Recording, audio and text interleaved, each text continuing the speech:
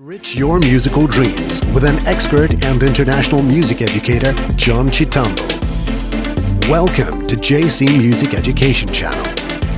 Music education for all ages and races. Hello and welcome, boys and girls. Welcome to our third session of our violin series. I am so excited that we are making progress and that we are moving forward, and I want you to have fun with your instrument. Today I'm very excited because we'll get to play our first notes on the violin. And so we have done the parts of the violin, which was for the first lesson. We have done also the second session, which was about holding your bow, holding your violin. And so in this lesson, we are going to cover the following. We will cover the open note D.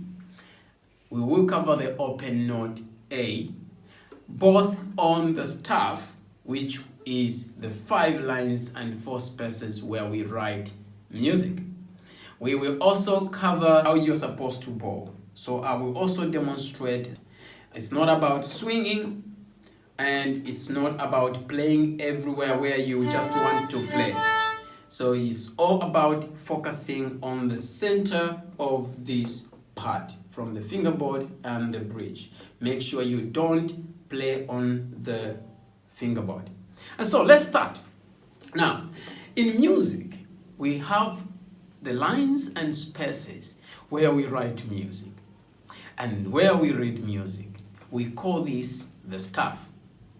The staff has got lines and spaces.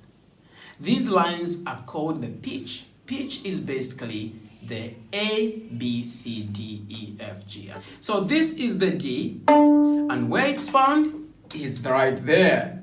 So every time you see the note on there, then know it's a D. So today you need to know 3 things. You need to know the staff, which is where we're going to put the D. You need to know where the D is on the staff. And you need to know where A is on the staff. Second, you need to know the crochet beat and the crochet rest. So let's take, for instance, your crochet beat is ta, ta, ta, ta. If I want to rest, the next crochet beat, it will be ta, sh, ta, 1, ta, ta, ta, ta, ta. So the other ta is silent. And how does the silent look like? It looks like that. Alright, so now we are going to play the open D. And I will call it bowing open D.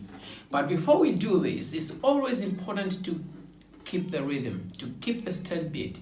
So let's try to clap the rhythm first before we even start. So basically, this starts with open D, O open D. So there we go, and we find the rest in there.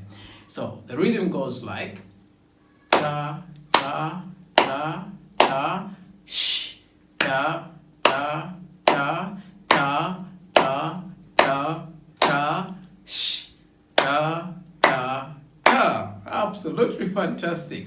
And that's the same rhythm we're gonna put on our instrument. Okay, let's try one more time. Let's go. Ta, ta, ta, ta, sh, ta, ta, ta, ta, ta, ta, ta, sh, ta, ta, ta. Now we're gonna play this on our instrument. So make sure you hold nicely and you are keeping your straight line as covered in the previous lesson. Let's go. Ready? 1 at the count of 4. 1, 2, 3, 4.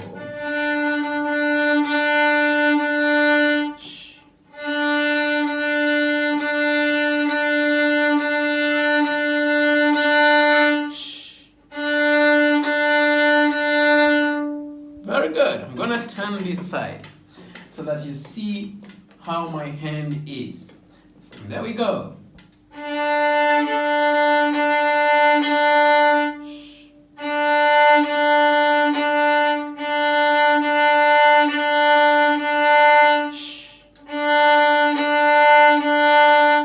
Beautiful. let's try to do it a little bit even slower.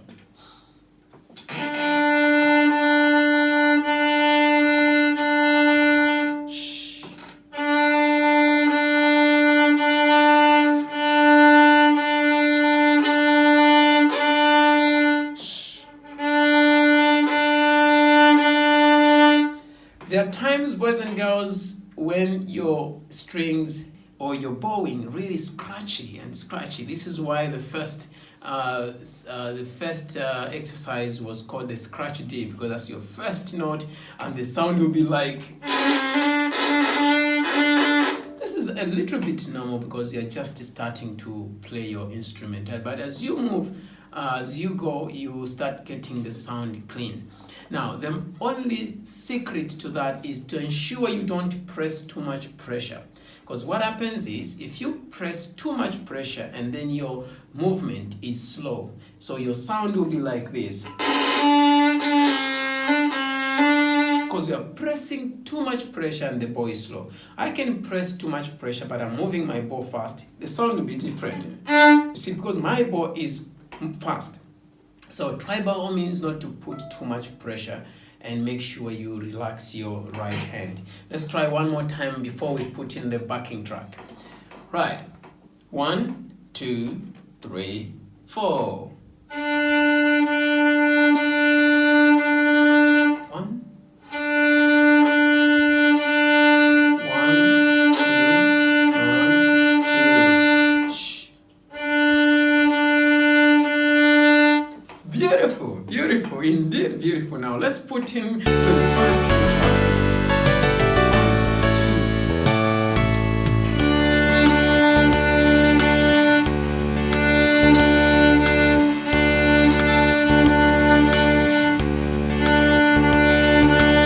Bravo! Now there are times when you hear the strings coming together like that is very normal for the starting. At the beginning, you will get that, but make sure you just concentrate and focus on getting that one pitch that is D. Normally what happens is we have 4 strings, so your hand moves, your hand movement. So this hand goes when you go on the D, it's supposed to be straight, A, and then E. So you have 4 movements of your hand. So it's D, D, A, E. E, make sure you leave some space here. So your hand movement, and if you are on G and then your hand is like this, if you are on G, your hand is like this, you will have that problem. Make sure you avoid playing like this or swinging. Make sure you are straight. And one of the best exercises that you can use is where you put this. One of the teachers, actually, one of my colleagues, showed me this, and it's really effective, and it really proved to be really good for bowing. So you put your bow on the shoulder and just make sure it's straight, and bow down, up, down, up, down. So this avoids you from swinging like this, okay? Because the movement that you need is this movement. This movement is what you need. This movement is all that we are interested in. If we can get that, with the help of that, this will help us. Music education for all ages and races. And now we're going to move to our next open string, and that is your A, and the A is found on the 2nd string. That is your A. So from your D, your A, and we call it the 2nd string. Get ready for your open A. This is your open A. It's same rhythm, same, everything same. So we're going to just put what we are playing from D onto A. So let's try to practice before we put in the instrument. 1, 2, 3, 4.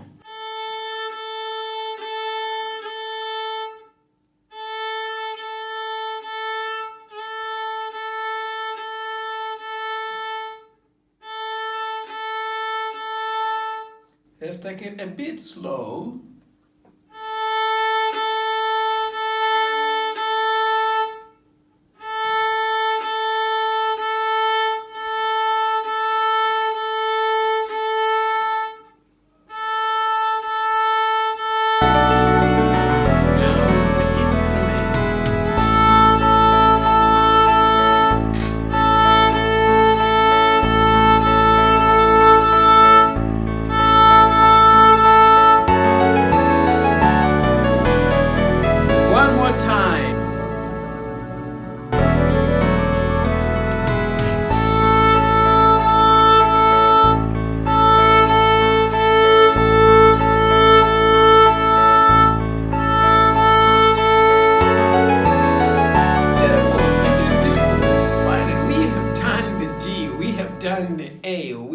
learn the crotchet beat. We all now feel how the crotchet beat is like, and we want to experience. Let's not talk about theory.